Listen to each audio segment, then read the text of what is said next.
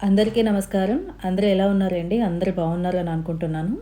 ఈరోజు వీడియో అయితే నాకు వచ్చిన కొన్ని కామెంట్స్‌కి నేను రిప్లై అనేది ఈ వీడియోలో ఇస్తానండి. అంటే నాకు ఈ మధ్యన తరచుగా వస్తుంది ఈ వీడియో. అలాగే ఈ వచ్చిన కామెంట్‌కి లైక్స్ వచ్చినియి. అలాగే వెయిటింగ్ ఫర్ దట్ వీడియో అని కూడా పెట్టారు.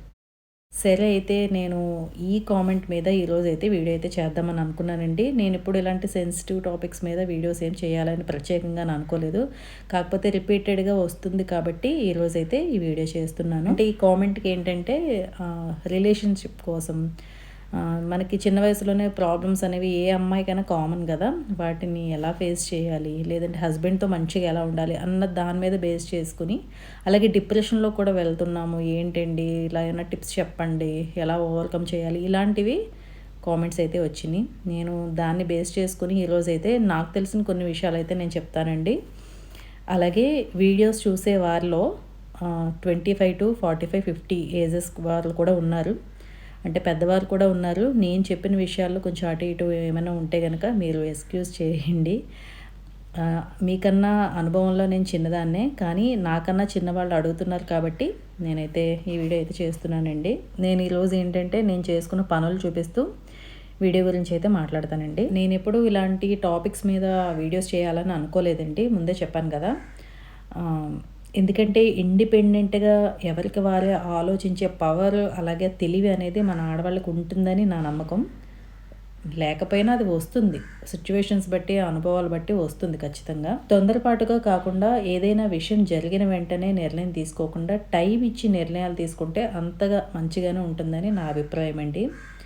ఇంకా హస్బెండ్ అండ్ వైఫ్ విషయానికొస్తే రిలేషన్‌షిప్ ఎప్పుడు కూడా హ్యాపీగా ఏ చికాకులు, పరాకులు లేకుండా వెళ్తుందంటే నేను నమ్మను. అన్నీ ఉంటాయి. పర్ఫెక్ట్‌గా సాగేదైతే కాదండి. హ్యాపీ మూమెంట్స్ ఉంటాయి. సర్దుబాట్లు, అడ్జస్ట్‌మెంట్స్, కాంప్రమైజ్ అన్నీ ఉంటాయి. కొన్ని విషయాల్లో మనం చూసే విధానం మార్చుకుంటే మ్యారీడ్ లైఫ్ ఎప్పుడు కూడా బెటర్‌గా హ్యాండిల్ చేయగలుగుతామండి. నిజమే మీరన్నట్లు చిన్న వయసులోనే కొందరు చాలా ప్రాబ్లమ్స్ ఫేస్ చేసి వస్తారు. ఒప్పుకుంటాను.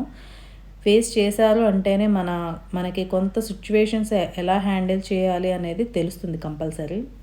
మ్యారేజ్ అంటేనే మనం మన ఫ్యామిలీ నుంచి వేరే ఫ్యామిలీకి వెళ్తున్నట్టు కదండీ. హస్బెండ్‌తో పాటు వారి ఫ్యామిలీని కూడా మనం యాక్సెప్ట్ చేయాలి. కొన్ని అడ్జస్ట్‌మెంట్స్ అనేవి ఉంటాయి. ఎందుకు అడ్జస్ట్ అవ్వాలి అంటే మరి మనం మ్యారేజ్ ఎందుకు చేసుకుంటాం? ఓన్లీ హస్బెండ్ కోసమా? హస్బెండ్ ఉంటే సరిపోతుందా? మనకి మన వాళ్ళు ఎలా ముఖ్యమో వాళ్ళకి వాళ్ళ వాళ్ళు కూడా అంతే ముఖ్యం కదా! మొదట్లో కొత్తగా ఉన్న రాను రాను బాండింగ్ పెరుగుతుంది కాబట్టి వాళ్ళకి మనమేమిటో మనకి వాళ్ళేమిటో అర్థమవుతుంది. అప్పుడు అడ్జస్ట్మెంట్స్ అనేవి అవసరం ఉండదని నేను అనుకుంటున్నానండి. అలాగే ఎవరిని చూసి మనం ఈర్ష్య ద్వేషాలకు వెళ్ళకూడదండి. వాళ్ళు కరెక్ట్‌గా ఉన్నా లేకపోయినా మన పద్ధతులు అనేవి మారకూడదు. ఇలా అంటున్నానని అనుకోవద్దు. మనం మంచినిస్తే మంచే వస్తుంది. చెడునిస్తే చెడే తిరిగి వస్తుంది. కాబట్టి ఓపిక, సహనం చాలా అవసరం. చెప్పాలంటే ఇప్పుడు జనరేషన్ వాళ్ళకి అది కాస్త తక్కువగానే ఉంది. అందుకే డివోర్స్ అనేవి కూడా ఎక్కువయ్యాయి. ఇండిపెండెంట్‌గా ఉండడానికి కూడా ఇష్టపడుతున్నారు. కానీ అది కాదు కదా జీవితం. పెళ్ళనేది ఎందుకు చేసుకుంటాం? మనకి ఫిజికల్‌గా, సైకలాజికల్‌గా, ఎమోషనల్‌గా నీడ్స్ కోసం, ప్రేమ కోసం, లైఫ్ లాంగ్ సపోర్ట్ కోసం, ఒక తోడు కోసం సొసైటీలో సిస్టమ్ అనేది మనం ఫాలో అవ్వడానికి చేసుకుంటాం. సో అడ్జస్ట్మెంట్ కూడా మన అవసరమే. మనం ఎవరి కోసమో చేస్తున్నాం అనుకునే కంటే మన కోసం, మన ఫ్యామిలీ కోసం చేస్తున్నాం అన్న ఫీలింగ్‌తో చేస్తే గనక అది డిఫరెంట్‌గా ఉంటుందండి. ఏదైనా చేస్తున్నప్పుడు హోల్ హార్టెడ్‌గా మనస్ఫూర్తిగా యాక్సెప్ట్ చేస్తే గనక దాన్ని బెటర్‌గా స్ట్రెస్ లేకుండా హ్యాండిల్ చేయగలుగుతాం. వాళ్ళ ఫ్యామిలీని కూడా యాక్సెప్ట్ చెయ్యాలి అనే విషయాన్ని మనం యాక్సెప్ట్ చేస్తే పాజిటివ్ రిలేషన్‌షిప్ అనేది పెరుగుతుంది. ఎందుకంటే మనకంటూ ఒక మంచి ఫ్యామిలీ, హెల్తీ రిలేషన్‌షిప్స్ ఉంటే బాగుంటుంది కదా! ఇన్‌లాస్‌ని కూడా మన అనుకోని రెస్పెక్ట్‌తో ట్రీట్ చేసినప్పుడు అది డెఫినెట్‌గా హస్బెండ్‌కి మీతో ఉన్న రిలేషన్‌షిప్ మీద రిఫ్లెక్ట్ చేస్తుంది. మీ మీద లవ్ అండ్ రెస్పెక్ట్ పెరుగుతుంది. ఇన్‌లాస్ నుంచి ఏమైనా స్ట్రగుల్స్ ఉన్నా హస్బెండ్ అర్థం చేసుకుంటారు. అలాగే సపోర్ట్ కూడా చేయగలుగుతారు కదా! అలాగని ఎంతవరకైనా అడ్జస్ట్ అయిపోమని నేను చెప్పడం లేదు. మరీ ఫ్రీడమ్ లేకుండా ఫిజికల్, మెంటల్ అబ్యూస్ ఉన్నా లేదంటే రెస్పెక్ట్ వాల్యూస్ లేకపోయినా అడ్జస్ట్ అవ్వడం కూడా కష్టమే. దేనికైనా ఒక పరిమితి ఉంటుంది కదా! తర్వాత డిఫరెంట్ ఫ్యామిలీస్ నుంచి వస్తాం. Husband and wife. ఒకరి టేస్ట్ ఒకరికి ఉండకపోవచ్చు.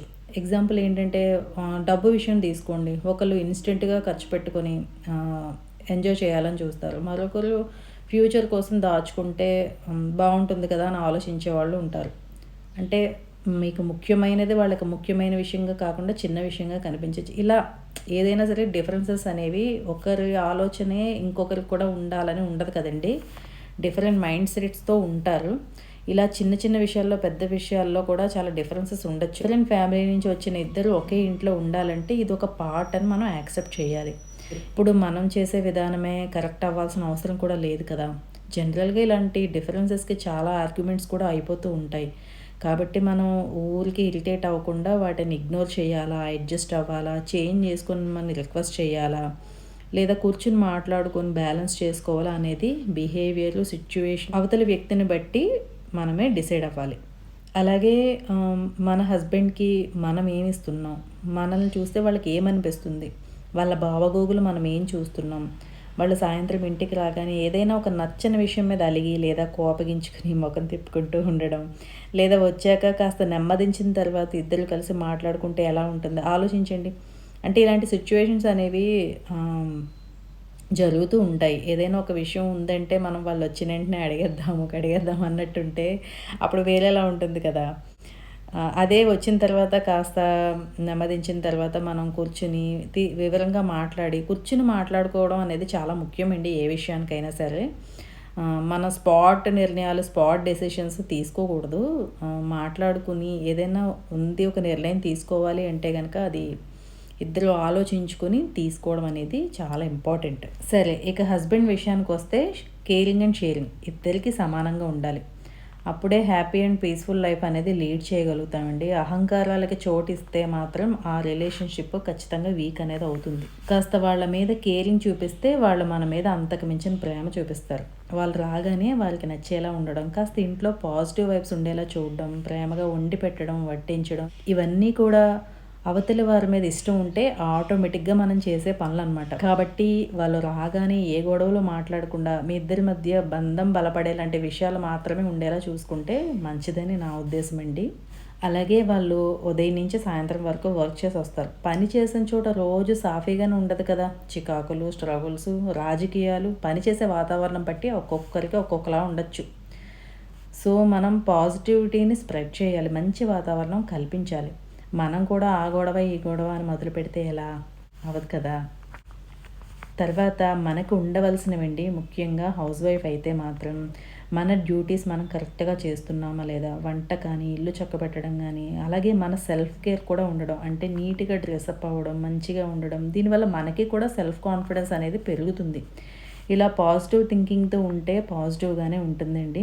సరే, ఇక్కడ ఇంకొక విషయం చెప్తానండి. నాకు ఒక 3-4 నెలల క్రితం అనుకుంటా కామెంట్ వచ్చింది. ఇంచుమించు శ్రావణ మాసం ఆ టైంలో అనుకుంటా వచ్చింది. ఒక ఆవిడ పెట్టారు నాకు, నేను 25 సంవత్సరాల క్రిందట మిమ్మల్ని చూసుంటే ఇప్పుడు నా లైఫ్ ఎంతో హ్యాపీగా ఉందనండి అని పెట్టారు. ఆ ఒక్క కామెంట్ ద్వారా ఏంటంటే మనం చాలా డెప్త్గా అర్థం చేసుకోవచ్చు మీనింగ్ అనేది. ఏమో సిచ్యువేషన్స్ ఆవిడకి ఎలా ఉన్నాయో ఏమో తెలీదు. ఇప్పుడు చూస్తున్నప్పుడు ఆవిడకి ఏమనిపించిందో మనకు తెలీదు. కాబట్టి ఒకటేనండి, మన పరిస్థితులు అనేవి చేయి జారిపోయేలా చేసేసుకోకూడదు. లాగే కొద్దీ దారం తెగుతున్నట్లు లాక్కుంటూ ఉంటే అది తెగుతుందండి. కాబట్టి టైం ఇవ్వండి. ఏదైనా నిర్ణయం తీసుకోవడానికి మనం స్పాట్ డెసిషన్స్ కాకుండా టైం ఇచ్చి నిర్ణయాలు అనేవి తీసుకోవాలి. ఇంకా ఏదైనా సరే ఇంకా నా వల్ల కాదు, ఇంకా నా వల్ల అవ్వట్లేదు అనే పరిస్థితుల్లో అయితే ఆ అమ్మవారే దిక్కని ఆవిడ మీద నమ్మకం ఉంచండి. రోజు కూడా ఆ భగవంతుడిని మనం ఒక 10 నిమిషాలైనా సరే కేటాయిస్తే, అంటే మనం ఒక రోజు ఒక చిన్న దీపం పెట్టుకోవడానికి ప్రయత్నించిన కొంచెం ఇంట్లో అంతా పాజిటివ్గా ఉంటుంది, అంతా బాగానే ఉంటుందండి. బంధువులు రాబంధులైనా, ఫైనాన్షియల్గా అయినా, ఏదైనా సరే, ఏ ప్రాబ్లం అయినా సరే మనం కరెక్ట్గా ఉంటే ఆటోమేటిక్గా మిగిలిన విషయాలకు సమాధానం కాలమే చెప్తుంది. ఇది మాత్రం ఖచ్చితంగా జరుగుతుందండి. ఈ రోజున మనం ఇంకొకరి వల్ల ఇదయ్యాము అని మనం అనుకోవడానికి లేదు. తిరిగి కాలం వాళ్ళకి సమాధానం చెప్పినప్పుడు మనం ఏం చూడకపోయినా పైన దేవుడు ఉన్నాడు అని మనం అనుకుంటాం కదా, అదే. ఇక తర్వాత బాగా డిప్రెషన్లోకి వెళ్ళిపోతున్నాం కొన్ని విషయాల వల్ల అని కూడా కామెంట్ చేశారు. డిప్రెషన్లోకి వెళ్ళకూడదండి. ఏ సిచ్యువేషన్స్ అయినా మనం హ్యాండిల్ చేయగలిగేంత స్ట్రాంగ్గా మనం అవ్వాలి. ఎందుకంటే ఇప్పటిదాకా చూసే ఉంటాం కొన్ని. ఇక ముందు ఏం జరుగుతాయో మనకు తెలియదు. మంచి జరగచ్చు, చెడు జరగచ్చు, ఏదైనా జరగచ్చు. అన్ని సిచ్యువేషన్స్ హ్యాండిల్ చేయాలి కదా. చాలా చాలా చిన్న జీవితం అండి. అసలు ఇప్పుడు రోజు ఎలా గడుస్తుందో కూడా తెలియట్లేదు. కళ్ళు తెరిచి కళ్ళు మూసేలోపు అయిపోయిందా రోజు అన్నట్టుగా ఉన్నాయి రోజులు. చాలా చిన్న జీవితం అండి. గడిచిన రోజే కాదు, గడిచిన సెకండ్ కూడా మనం ముందుకు తీసుకురాలేం. కాబట్టి లైఫ్‌ని హ్యాపీగా, పాజిటివ్‌గా లీడ్ చేయడానికే చూడండి. ఎవ్వరికి లేవు ప్రాబ్లమ్స్. ప్రతి ఇంట్లో ఏదో ఒక ప్రాబ్లమ్ ఉంటూనే ఉంటుంది. ఉండకుండా ఏది ఉండదండి. అన్నింటినీ మనం కొంచెం మన ప్రయత్నం, అలాగే భగవంతుని మీద నమ్మకం, ఈ 2 పెట్టి మనం ముందుకనేది వెళ్ళాలండి. డిప్రెషన్‌లోకి వెళ్ళిపోతే ఏమొస్తుంది? టైం వేస్ట్ అవుతుంది. మన హెల్త్ పాడవుతుంది. ఇంకా లేనిపోనివి కొత్త కొత్తవన్నీ మన మీదకే వస్తాయి. అవన్నీ ఇవన్నీ. ఇలా అవుతుంది తప్ప దానివల్ల ఎవరికి ఉపయోగం అండి? మనకే నష్టం. ఎవరికి ఉపయోగం లేదు. కాబట్టి డిప్రెషన్స్ అనేవి అసలు అలాంటి మైండ్ సెట్‌కే వెళ్ళకండి. చాలా చిన్న జీవితం అండి. అస్సలు వేస్ట్ చేసుకోకూడదు టైంని మనం. కాబట్టి తొందరపడి నిర్ణయాలు, తొందరపడి మాటలు ఇలాంటివన్నీ మనం చేయకపోవడమే మంచిదండి. మన ఇల్లు ఎప్పుడూ కూడా పీస్ ఆఫ్ మైండ్‌తో ఉండి, మనం పీస్ ఆఫ్ మైండ్ మన వాళ్ళను కూడా కొంచెం మంచి వాతావరణంలో ఉంచితే అంతా బాగానే ఉంటుంది. నేను చెప్పిన విషయాలనేవి మీరు అర్థమైనయి అని అనుకుంటున్నాను. కాబట్టి మీ ఇంటిని మీరు ఉండే విధానం అనేది మీ చేతుల్లోనే ఉంటుంది. అదండి నాకు తెలిసిన కొన్ని విషయాలనేవి నేను మీతో అయితే షేర్ చేశాను. మీకు ఉపయోగపడతాయని అనుకుంటున్నాను. అదండి ఈరోజుటి వీడియో. వీడియో నచ్చితే గనక లైక్ చేయండి, షేర్ చేయండి, సబ్స్క్రైబ్ చేయండి. మళ్ళీ ఒక మంచి వీడియోతో మళ్ళీ మీ ముందు ఉంటాను. Thank you for watching.